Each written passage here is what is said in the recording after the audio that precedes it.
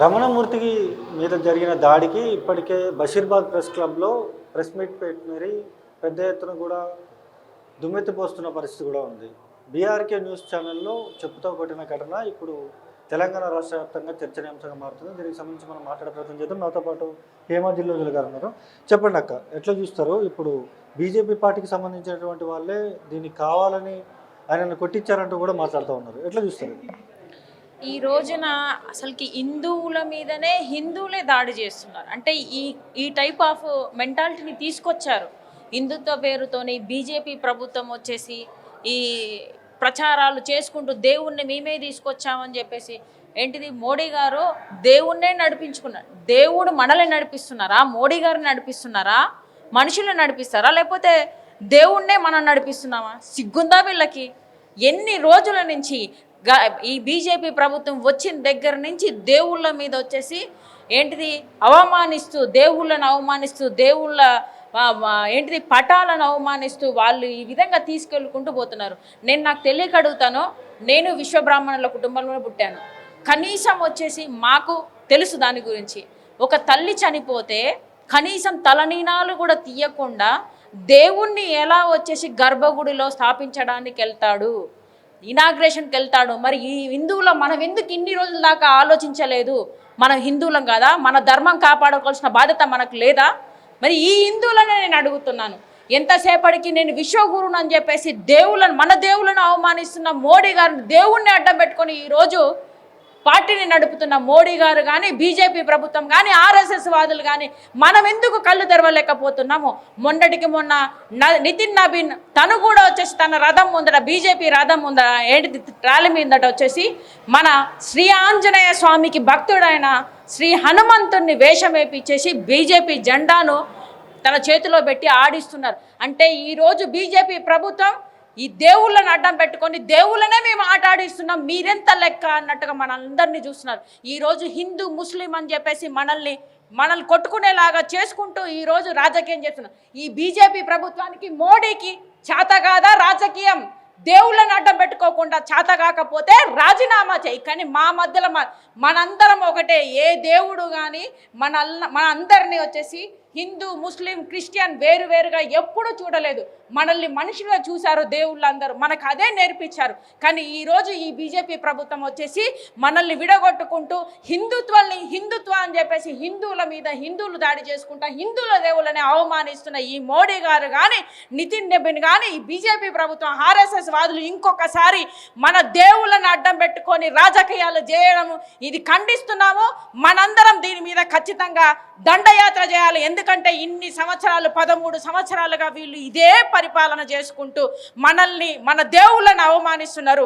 ఇక మీద దేవుళ్ళను అవమానించే ఏ పార్టీ అయినా, ఏ రాజకీయవేత్త అయినా కూడా మన దేశంలో వాళ్ళకు ఓట్లు కాదు కదా, అసలుకి వాళ్ళ పార్టీని వచ్చేసి బ్యాన్ చేయాలని చెప్పేసి నేను 100% కోరుతున్నాను. ఒక హిందూ లేదు, రాష్ట్రంలో కావచ్చు లేకపోతే కేంద్రంలో కావచ్చు, మళ్ళీ బీజేపీ సర్కారే ఉంటుంది. ఈ ఎవరైతే మతం పైన విషం జమ్మే వాళ్ళందరినీ కూడా మేమందరినీ ఏం చేయాలో చేస్తామంటూ కూడా పోస్టులు కూడా పెడుతున్నారు. ఎట్లా చూస్తారు? ఈ రోజున రమణమూర్తి సార్ గారు జై భారత్ అని చెప్పేసి నడిపిస్తున్నారు. తను వచ్చేసి తను హిందువే, సార్ కూడా హిందువే. అలాగని చెప్పేసి ముస్లిం వాళ్ళని, కృష్ణ అందరం సమానమే, దేవుడు ఏదైతే చెప్పాలి హిందువులే కాదు అంటూ కూడా మాట్లాడుతూ ఉన్నారు బీజేపీ నాయకులు. ఇప్పుడు నిన్న జరిగిన విషయం బీఆర్కే న్యూస్లో వచ్చేసి తను మాట్లాడడానికి వెళ్ళినప్పుడు దేవుళ్ళని ఇలా అవమానిస్తున్నారు, ఇది జరుగుతుంది. మొన్న మోడీ గారు వచ్చినప్పుడు కూడా మన తెలంగాణలో వచ్చేసి ఏంటిది మన శ్రీకృష్ణుడి ఆ విగ్రహం బొమ్మను వచ్చేసి వాళ్ళు సృష్టించిన దాంట్లో ఆ తలను, అంటే శిరస్సు అంటారు, తెలుగులో మనం తల అంటాము, తీసేసి మోడీ గారి తలను పెట్టారు అని చెప్తున్నప్పుడే తను వచ్చేసి దాడి చేయడం జరిగింది చెప్పుతోను కూడా. ఇది ఎంతవరకు కరెక్టు? తను చెప్పే దాంట్లో నిజం ఉందా లేదా? ఎవరైనా ఆ విధంగా దేవుడు బొమ్మను, అంటే తలను తీసేసి మోడీ తలను పెట్టడం అనేది కరెక్టా? దానికి వచ్చేసి ఈ బీజేపీ నాయకులను కొట్టాలా? ఈ బీజేపీ ఏదైతే ఆర్ఎస్ఎస్ వాదులు, బీజేపీ వాళ్ళు ఈ విధంగా సృష్టిస్తుంటే తను ఏదైతే నిన్న దాడి చేసిన, ఆయన పేరు నాకు గుర్తుకు లేదు, కశ్యప్ సంథింగ్ ఏదో చెప్తున్నారు, తను వచ్చేసి వాళ్ళ మీద దాడి చేయాలి. కానీ దేవుళ్ళ గురించి మాట్లాడుతున్న, దేవుళ్ళని అవమానిస్తున్నారు అని చెప్పేసి మన హిందువుల కోసం పోరాడుతున్నాడు కదా. ఇప్పుడు హిందూ గురించే కదా దేవుళ్ళు అవమానించారని చెప్తుంటే ఆయనని దాడి చేసిన, ఫస్ట్ ఆఫ్ ఆల్ ఆయనని జీవితంలో ఇంకొకసారి హిందూగా అతన్ని అర్హుడు కాదు, అనర్హుడు. అసలు హిందుత్వం నుంచి ఆయనను తొలగించాలి. ఇంకొకసారి అతను ఏ గుళ్ళో కానీ టెంపుల్లో కానీ అసలు ఎక్కడ వచ్చేసి తనకు అర్హత లేదు, అతన్ని వెంటనే వచ్చేసి జైల్లో వేయాలి. తన మతి స్థిమితానికి దేశవ్యాప్తంగా బయటకు వచ్చేసి సారీ చెప్పాలి. అప్పటిదాకా తనకి క్షమాపణ లేదు అని చెప్పేసి నేను ఖచ్చితంగా తెలియజేస్తున్నాను. ఈ రోజున హిందుత్వ దాని గురించి మాట్లాడుతూ తను ప్రచారాలు చేస్తున్న ఒక వ్యక్తిని, ఒక తండ్రి లాంటి వాడిని ఆ విధంగా అవమానించడం కరెక్ట్ కాదు. రేపొద్దున ఈ బీజేపీ ప్రభుత్వం, ఆర్ఎస్ఎస్ ప్రభుత్వం మనల్నే ఈరోజు హిందువులనే దాడి చేస్తున్నారంటే వీళ్ళు దేవుణ్ణి అడ్డం పెట్టుకొని మనల్ని ఇంత సర్వనాశనం చేస్తున్నారు. రేపు పొద్దున మనకు కూడా రావచ్చు. మీరు హిందువులే, మేము హిందువులే, ఇంకెవరైనా హిందువుల మీదకే దాడి చేస్తున్నారు. ఎందుకంటే వీళ్ళకి చేత కాదు. వేరే దానికి వెళ్ళి వేరే మతస్థుల దగ్గరికి వెళ్ళి కొట్లాడితే వాళ్ళు కొడతారు అని తెలుసు. కాబట్టి ఈరోజు మన హిందువుల మీదనే వీళ్ళు హిందూ మతం వేసుకొని హిందూ ముసుగులో హిందువులనే మనల్ని కొడుతున్నారు. రేపు పొద్దున మన దగ్గర వస్తుంది. ఈ రోజున అయోధ్యని రామ మందిరంలో 200 కోట్ల స్కామ్ అయింది. మనందరం ఎందుకు బయట రావట్లేదు? మనందరం వచ్చేసి చందాలు వేసిన వాళ్ళమే. ఈ రోజు చందాలు ఇచ్చి మనం వచ్చేసి దేవుణ్ణి వచ్చేసి ఆ రోజు అయోధ్యలో మనం వచ్చేసి ఈ రామ మందిరాన్ని సృష్టించుకున్నాము. వాళ్ళు ఇంటింటికి వచ్చేసి 24 సంవత్సరంలో 2024లో వచ్చేసి అర్జెంటుగా ఎలక్షన్లు వస్తున్నాయని చెప్పేసి తను రామ మందిరం పూర్తి కాకముందుకే రాజకీయం కోసం వేషం వేసి ఆ రోజున ఓపెన్ చేశాడు ఈ మోడీ గారు. అప్పుడు మనందరికీ అక్షంతలు పంపించిండు, గుర్తుందా?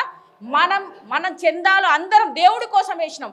ఈరోజు అక్షంతలు ఇంటింటికి పంపించేసి తను వచ్చేసి మన మీద అక్షంతలు చల్లి ఇదే మా జీవితం, మేము దేవుడిని అడ్డం పెట్టుకొని మేము బతుకుతామని ఈరోజు 200 కోట్ల స్కామ్ అయితే ఇప్పటిదాకా బయట పెట్టకుండా దాని మీద ఎఫ్ఐఆర్ కూడా కాకుండా ఎస్ఐటి అని చెప్పేసి మభ్యపెట్టి విచారణ జరపకుండా ఓన్లీ ఈ బీజేపీ ప్రభుత్వమే చేస్తుంది.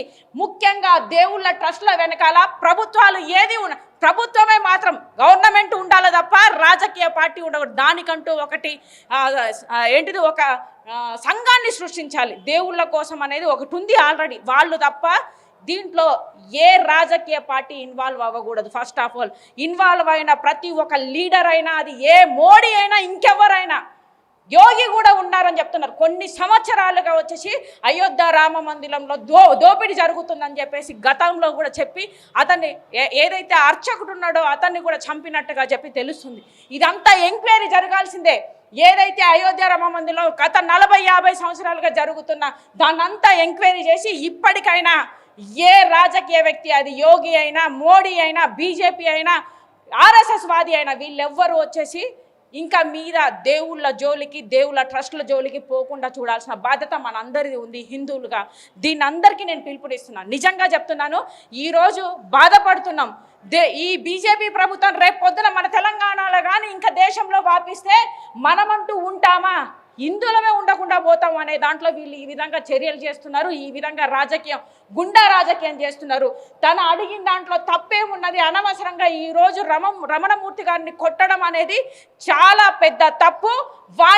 వాడి చేతులను నరికేయాలని చెప్పేసి నేను చెప్తున్నా. నిజంగా వాడికి ఇంకొకసారి ఎవరైనా హిందువుల జోలికి వచ్చినా, హిందువులైనా వాడిని వచ్చేసి ఖచ్చితంగా వాడిని చేయి నరికేయాలి. రమణమూర్తి సార్ని కొట్టినందుకు చెప్పు తీసుకొని కొట్టాడు, ఆ చెయ్యిని అయితే నరికేయాలని చెప్పేసి నేను 100% ఒక మనిషిగా చెప్తున్నాను. నాకు అంత కోపం వస్తుంది.